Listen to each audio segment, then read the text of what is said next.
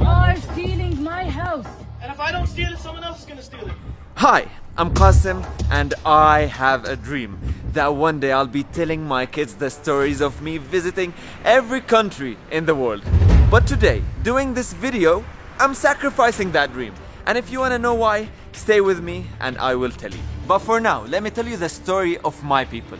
500 Palestinians who today are forced to evacuate their homes, the ones they've been living in for decades, so some settlers can board on some planes and come take these houses that they don't own. Jacob, you know this is not your house. Yes, but if I go, you don't go back. So what's the plan?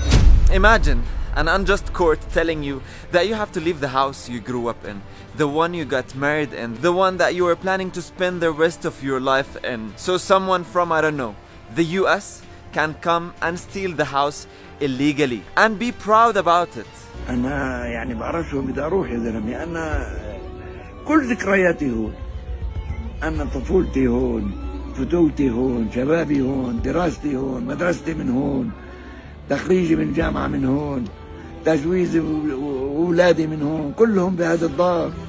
كل حجر بالدار بيحكي قصة عندي. What's being stolen here is the last glimpse of hope that maybe one day Palestinians in Jerusalem will get justice. Especially that this neighborhood is well located in the heart of Palestinian Jerusalem and it's unacceptable for an Israeli settlement to be there.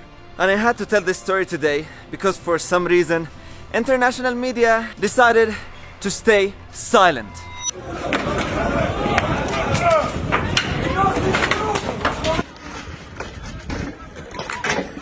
So, Israel claims that before 1948, these lands and houses belonged to Jews. And court has decided that the claim is right. But are you really serious, dear court? Before 1948, Palestinians, Muslim and Jews lived peacefully together. نحن فلسطينيون يهود ونريد أن نعيش تحت الحكم الفلسطيني. And no Palestinian would take the land or house of another Palestinian or human. That's only what Israel does, not us. But if you're actually serious, how about you give my grandfather back his house in Jaffa, the one he lost in 1948? Of course you wouldn't. But anyway, the real story here is that Jordan donated these lands in Jerusalem and UNRWA decided to donate the money to build houses on them so these refugees from Jaffa and other parts of occupied Palestine can have homes after Israel occupied their homes. So imagine getting kicked out of your house twice due to occupation. First in 1948 from Jaffa and other parts of occupied Palestine and 60 years later from Jerusalem. هذا بيتي، هذا بابي. لمين تشكي والقاضي غريمك؟ لمين؟ Dear world, my people are told occasionally, why don't you just make peace with Israel? It's all in the past now, just get over it. But you have to understand that what's happening is an ongoing occupation. Lands are still being taken.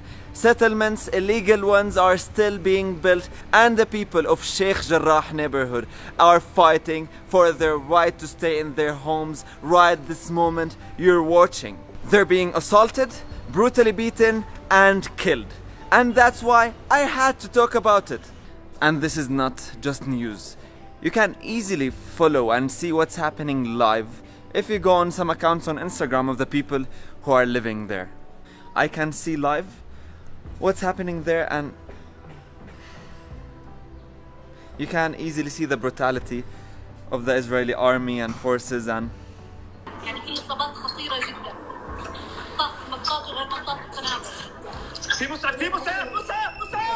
back to my dream. It's quite known that Israel controls the borders of Palestine and they don't let anyone in if they speak up about what's happening.